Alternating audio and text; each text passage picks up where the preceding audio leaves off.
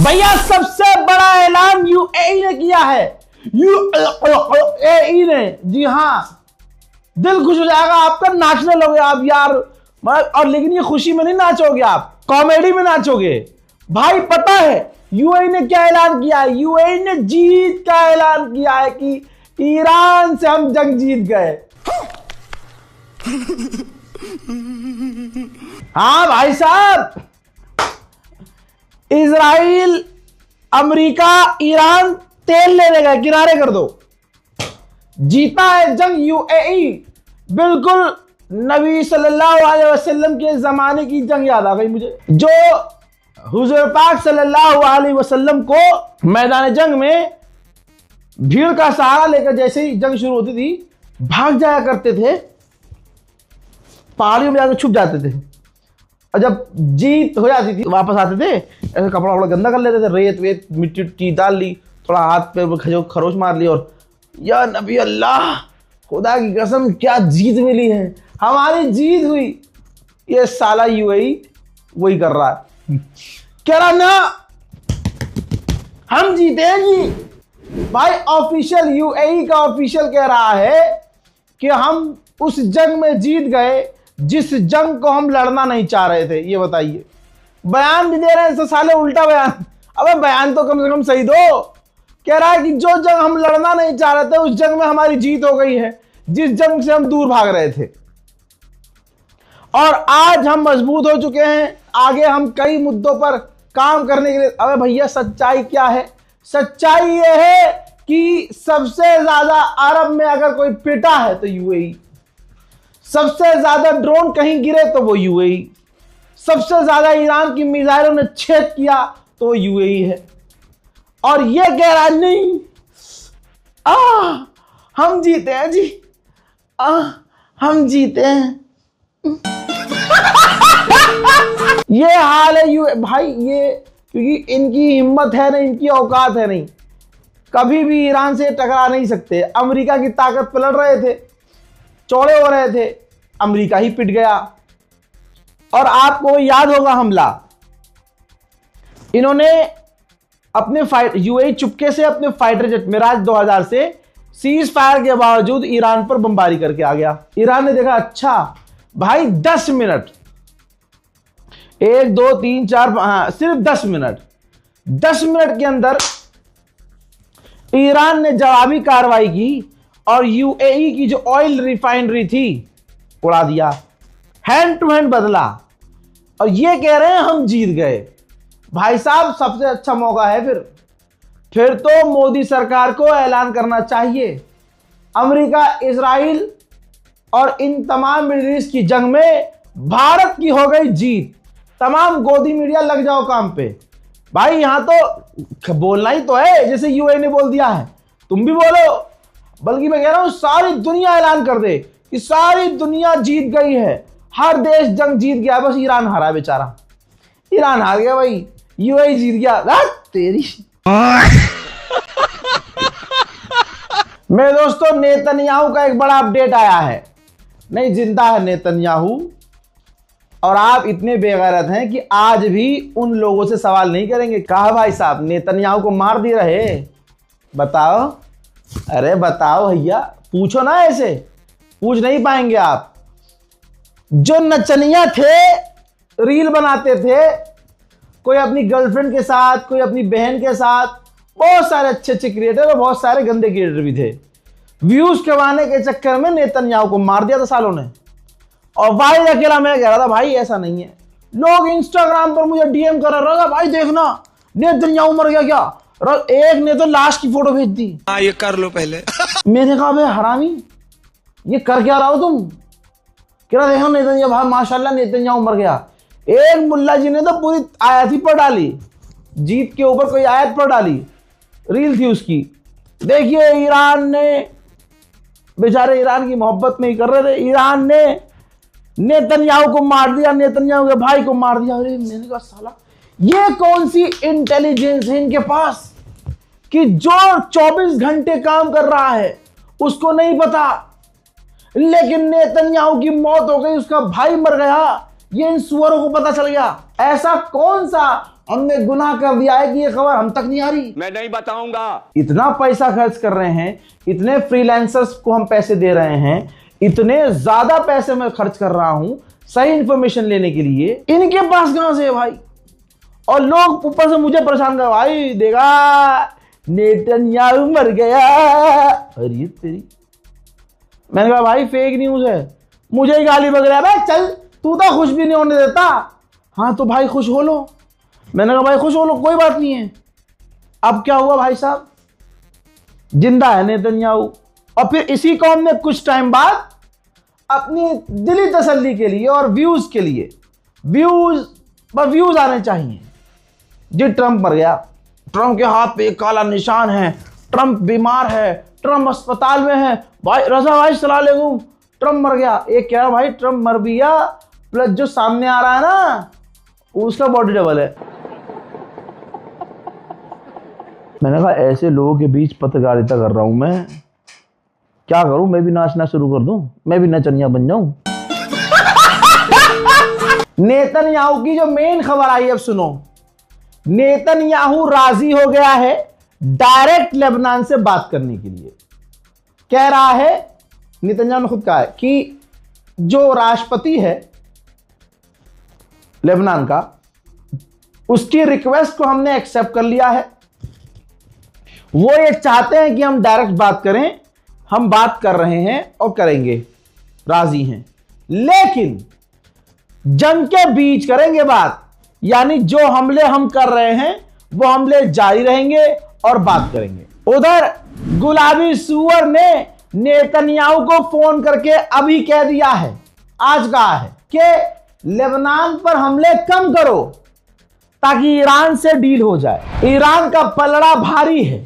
Iran ने फिर कहा और दोहराया है, अधिकारी ने दोहराया है कि हमारी शर्त शुरू से साफ है, पूरे इलाके में जंगबंदी हो, इंक्लूडिंग लेबनान, लेबनान में भी जंगबंदी हो। और सुनिए आईडीएफ क्या कह रहा है। आईडीएफ कह रहा है कि हिजबुल्लाह सीज फायर चाहता है क्योंकि हमने एक दिन में उसके 200 से ज्यादा लोगों को कत्ल कर दिया है। खुदा की कसम 200 से ज्यादा नहीं, 400 लोगों की मौत हुई है और सारे आम नागरिक हैं। हिजबुल्लाह से उनका कोई लेना देना नहीं है, सारे सुन्नी हैं और आम लोग हैं, लेकिन दुनिया खामोश है। उधर जर्मनी के चांसलर ने भी डर जताया है, कहा है कि जिस तरह से लेबनान पर हमले हो रहे हैं, सीज फायर खराब नहीं होना चाहिए। मतलब हरामी ने कहा कि जो करना करते रहो लेकिन सीज फायर खराब ना हो। लेबनान के राष्ट्रपति ने कहा है कि इजराइल से बातचीत करके ही हमले बंद हो सकते हैं, इसी वजह से हम इजराइल से डायरेक्ट बातचीत करेंगे। लेबनान के प्रधानमंत्री ने अमेरिका और इजराइल का दिल रखने के लिए, खुश करने के लिए पूरी गुलामी का ऐलान करते हुए ऐलान किया है कि इसी वक्त से पूरे लेबनान, बैरूत से जो लड़ाकू संगठन है उनसे हथियार जब्त करेंगे, उनको गिरफ्तार करेंगे और सिक्योरिटी कंट्रोल उनसे लेंगे। उधर रशिया भड़का हुआ है। रशिया ने कहा कि इजराइल ने जो लेबनान में इतने खतरनाक हमले किए सिविलाइजेशन पर, आम लोगों पर, हम इसकी निंदा करते हैं और सीज फायर तो लेबनान में भी होना चाहिए। मैं आपसे जो कह रहा हूं वो 1000% सच है और कहता आया हूं। लीजिए, इजराइल का फाइनेंस मिनिस्टर ओपनली कह रहा है कि हम ग्रेटर इजराइल बनाएंगे। ग्रेटर इजराइल के तहत दोस्तों इसने ऐलान किया है कि हम अपना बॉर्डर बढ़ाएंगे, हम लिथानी रिवर, सीरिया, गाजा, फलस्तीन और माउंट हर्मोन तक कब्जा करेंगे। दोस्तों इतनी तबाही लेबनान में मची है कि पिछले 1 साल में इतनी तबाही लेबनान में नहीं मची होगी। इजराइल ने पूरी तरह से एक दिन में, या यूं कहूं कुछ ही घंटे में, लेबनान को गाजा बना दिया। ये सारी बौखलाहट इजराइल की हार की थी, जो वो ईरान से हारा है। उसने सारी बौखलाहट, सारी खुन्नस लेबनान पर निकाली है। अल्लाह अकबर। अब कुछ मंजर आपके सामने हैं। लेबनान के लोग अपना घर, अपना इलाका छोड़कर जा रहे हैं। उनको डर है कि अब इजराइल क्या करेगा, उन्हें नहीं पता। हजरात, खौफ बढ़ गया है, लोग परेशान हैं। इजराइल ने लेबनान मिडिल ईस्ट के लोगों का जीना हराम कर दिया है। वहीं हिजबुल्लाह डटा हुआ है। हिजबुल्लाह ने जारी किया है वीडियो कि लेबनान के अंदर जो इजराइल की फौज है उन पर ड्रोन से हमला किया गया है। हजरात, इजराइल चारों तरफ अपनी बौखलाहट दिखा रहा है। इजराइल ने गाजा पर बमबारी की जिसमें 9 साल की एक बच्ची शहीद हो गई। उधर अब दोस्तों लेबनान से बातचीत करने की बात कर रहा है तो ऑब्वियसली ट्रंप ने भी कह दिया हमले कम करो ताकि ईरान से डील हो सके। लेकिन इजराइल की फितरत है, वो बिना हमला किए आतंक मचाए बिना रह नहीं सकता। तो इजराइल ने ऐलान किया है कि हमने जो गाजा को टाइम दिया था वो गाजा को दिया हुआ टाइम खत्म हो चुका है। हथियार इन आतंकवादियों ने, तथाकथित आतंकवादियों ने डाले नहीं है, लिहाजा हम गाजा पर बड़ा हमला करने की तैयारी कर रहे हैं। मैंने क्या कहा आपको, ये कुत्ता है, ये काटे बिना रहेगा नहीं, चाहे इसको काटे, चाहे आपको काटे, चाहे किसी और को काटे। जब उसने देख लिया कि ईरान से पिट गए, ईरान से भिड़ने की औकात नहीं, अमेरिका ने साथ छोड़ दिया और दबाव बना रहा है कि लेबनान पर भी हमले कम करो, तो फिर आगे इसने ऐलान किया कि हम 30 से 34 जगह सेटलमेंट करेंगे वेस्ट बैंक में। अब तक का यह सबसे बड़े कब्जे का ऐलान है, सबसे बड़े कब्जे का। और जो सुन्नी, नकली सुन्नी बनकर जो ईरान की खाली चुड़ में, अच्छा आपने महसूस किया ईरान की जीत की वजह से भारत, पाकिस्तान और बांग्लादेश में मुट्ठी भर कुछ मुसलमान हैं, उनके चूतड़ों में बड़ी आग लगी है, आग निकल रही है पीछे से और मुंह से जहर उगल रहे हैं। अच्छा ईरान तो कह रहा था, तुम तो कह रहे थे फिलिस्तीन के लिए लड़ रहा है ईरान। अरे तुम्हारी अम्मा पर हमला होगा, तुम्हारे अब्बा पे हमला होगा तो पहले तुम अपने लिए लड़ोगे या दूसरे के लिए लड़ोगे? हाँ, जब तुम टेबल पे आओगे तब तुम्हारे अंदर ईमानदारी होगी, तब तुम उधर की भी बात करोगे। हाँ भाई वहां भी हमले मत करो, वहां भी हमले मत करो, ईरान तो ये कर रहा है। दिक्कत यह है कि ईरान के खिलाफ और शिया समुदाय के खिलाफ इनकी मां बाप ने, इनके गली मोहल्ले के मौलवियों ने सिर्फ नफरत फैलाई है, नफरत पढ़ाया है, जिसकी वजह से वो जहर उगल रहे हैं। भाई ऐसे ही थोड़ी ना, मैं क्या कहूं, मैं तो आज तक मैंने किसी का नाम नहीं लिया, मैं मसलकबाजी में पढ़ता ही नहीं। मैं कहता हूं ला इलाहा इल्लल्लाह मुहम्मद रसूलुल्लाह, लेकिन सूअर के जनों को पता है ना कि वो यजीद की नस्ल के हैं। मेरी बातें उनको अच्छी नहीं लगती। वो चाहते हैं कि जिनको वो अपना मौला बनाकर बैठे हैं, जिनके हाथ पर उन्होंने खुद पर्सनली बहस की हुई है, मैं उनकी तारीफें करूंगा जी, मेरा मूत करे। तुम्हारी औकात दुनिया को पता चल चुकी है। शिया तो जानते ही थे तुम्हारे बारे में, लेकिन आज हम सारे सुन्नी इस चीज को समझ चुके हैं कि तुम जैसे लोग घटिया तरीन इंसान हो, जिनकी नजर में इजराइल और अमेरिका सुन्नी रहा इस जंग में और काफिर रहा तो ईरान रहा। ईरान खटमल है, ईरान ये है। अबे तुमसे लाख गुना अच्छा खटमल है। फिर तुम देखो तुम क्या हो, तुम तो टट्टी जो सड़ी हुई होती है ना, उसके अंदर जो कीड़ा होता है, तुम वो भी नहीं हो, उससे भी गए गुजरे हो। तुम चलती फिरती बदबूदार लाश हो। जब आज सारे हम अहले सुन्नत, जितने शिया, सब एक दूसरे को कबूल कर रहे हैं मोहम्मद व आले मोहम्मद के नाम पर, अल्लाह और पैगंबर इस्लाम के नाम पर, जहां एक पूरी दुनिया में एक, सिर्फ एक बाप निकला है, एक शेर, एक मर्द, ईरान, उसका साथ दे रहे हैं।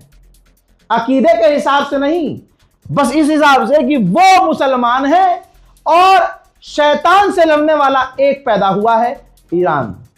वहां पर जो तुम्हारे चूतड़ों में आग लग रही है, पता चल रहा है भाई, पता चल रहा है कि तुम्हारी अम्मी शरीफ नहीं थी। शादी से पहले तुम्हारी अम्मी के 10 जगह चक्कर थे। और यकीन जानो, पता कर लेना अपनी अम्मा के बारे में, रिसर्च कर लेना। तुम्हारी अम्मा का शादी के बाद भी इधर उधर टाका भिड़ा हुआ था, तभी कई लोगों का स्पर्म मिला, केमिकल रिएक्शन हुआ और उस रिएक्शन से तुम्हारी अम्मा का पेट फूला। और जहां 9 महीने में तुम्हें पैदा होना था, तुम 7 महीने में पैदा हुए। और ऐसे पैदा हुए कि अपनी शक्ल शीशे में देखो। अल्लाह पाक की कसम, खुदा पाक की कसम, मुसलमानों, जो ईरान के खिलाफ और अपने ही मुसलमानों के खिलाफ जहर उगल रहे हैं ना सोशल मीडिया पर, भले ही दाढ़ी रखी हो लेकिन चेहरे पे रौनक नहीं है। क्या कह रहा हूं मैं? चेहरे पे रौनक नहीं है। जो नफरत फैला रहे हैं, आप महसूस कीजिएगा, आपको खुदा का वास्ता है, आपको खुदा का वास्ता, वो अल्लाह का नाम ले रहे होंगे और अपना तलफ्फुज बिल्कुल सही करने की एक्टिंग कर रहे होंगे, ऐसा लग रहा होगा वो। लेकिन कमाल यह है कि दाढ़ी रखने के बाद भी मुंह उनका सुअर से भी बदतर दिख रहा होगा। देख लीजिए आप, सर पे साफा बांधकर ऐसे फुन्नी खड़ी करने के बाद भी, कुर्ता पजामा डालने के बाद भी चेहरे पर सुअर जैसी मलामत पड़ रही होगी। आप महसूस तो कीजिए, उनके चेहरे पे अलग ही एक टाइम के लिए गुलाबी सुअर भी क्यूट लगे, लेकिन ये आस्तीन के साथ अल्लाह ने इनके चेहरों से रौनक छीन ली है। तो तमाम उम्मत को मैं मुबारकबाद पेश करता हूं, मैं उम्मत के लिए बोलता हूं। और जो लोग जहर फैला रहे हैं, आप उनका रिकॉर्ड चेक कीजिएगा, मोदी के खिलाफ बोलने में उनके चूतड़ों में दम नहीं है। कभी भी उन्होंने फिलिस्तीन के लिए नहीं बोला होगा, ना आपके लिए कभी बोले होंगे। वो बैठकर कुर्सी लगाकर 4 लोगों में अपने जिनसे वो बैयत है ना, हाँ बस उनकी तारीफ कर रहे होंगे और किसी की नहीं। और उनको हर इंसान से दिक्कत है, हर इंसान से दिक्कत है। लिहाजा मैं तमाम उम्मत को मुबारकबाद पेश करता हूं कि हम जीते, ईरान जीता और अमेरिका, इजराइल ये जालिम जलील हुए। इनके साथ साथ अल्हम्दुलिल्लाह हमारे बीच रहने वाले सुअर की नस्लें, जिनकी मैंने बताया ना अम्मा कैसी थी, ऐसे लोगों की शक्लें हमारे सामने आई। तो मैं तमाम उम्मत को मोहम्मद वाले मोहम्मद, तमाम असहाबाए कराम का वास्ता दे कहता हूं, ऐसे फितनागर लोगों से दूर रहिए। जब तक आप अपने हाथ का डिजाइन इनके गालों पर नहीं चिपकाएंगे, ये इसी तरह से उम्मत को तोड़ने का काम करते रहेंगे। हजरात, पाकिस्तान के प्रधानमंत्री से खुद फ्रांस के राष्ट्रपति इमैनुअल मैक्रोन ने फोन पर बात की है और उनको समझाया है कि भैया कुछ भी करके ये लड़ाई खत्म करवाइए। पाकिस्तान ने भी उनको तमाम हालात के अपडेट दिए हैं। हजरात, बड़ी बात यह है कि पाकिस्तान को हम कुछ भी कह लें, पाकिस्तान का कितना भी मजाक उड़ा लें, लेकिन होस्ट तो पाकिस्तानी है। ये देख लीजिए, डिटेल आपके सामने। पाकिस्तान होस्ट करेगा और पाकिस्तान की तरफ से शहबाज शरीफ होंगे, chief of army staff Asim Munir होंगे, डिप्टी प्राइम मिनिस्टर और विदेश मंत्री इशाक डार होंगे, national security adviser Asim Malik, head of country's main intelligence agency, inter service intelligence और ISI शामिल होगी। यूएस डेलीगेशन में वाइस प्रेसिडेंट जेडी वेंस होंगे, जी हाँ जेडी वेंस, और स्पेशल एनवॉय स्टीव विक्टॉफ होंगे। Jared Kushner senior presidential adviser होंगे। Admiral Brad Cooper, head of US Central Command CENTCOM, ये शामिल होंगे। ईरान की तरफ से 3 लोग होंगे सिर्फ। Speaker of parliament Mohammad Bagher Ghalibaf, foreign minister Abbas Araghchi जो मुझे बड़े अच्छे लगते हैं, अल्लाह इन्हें सलामत रखे, डिप्टी फॉरेन मिनिस्टर माजिद तख्त रवांची। ईरान की तरफ से सिर्फ 3 लोग शामिल होंगे। एक उम्मत से गुजारिश है कि दुआ कीजिएगा कि ईरान की जो टीम आ रही है पाकिस्तान, इस्लामाबाद, उनकी जान सुरक्षित रहे, क्योंकि मैं बोलना नहीं चाहता, बस सुरक्षित रहे, दुआ कीजिएगा। हज़रात, इस रिपोर्ट को शेयर कीजिए, चैनल को सब्सक्राइब कीजिए। जय हिंद।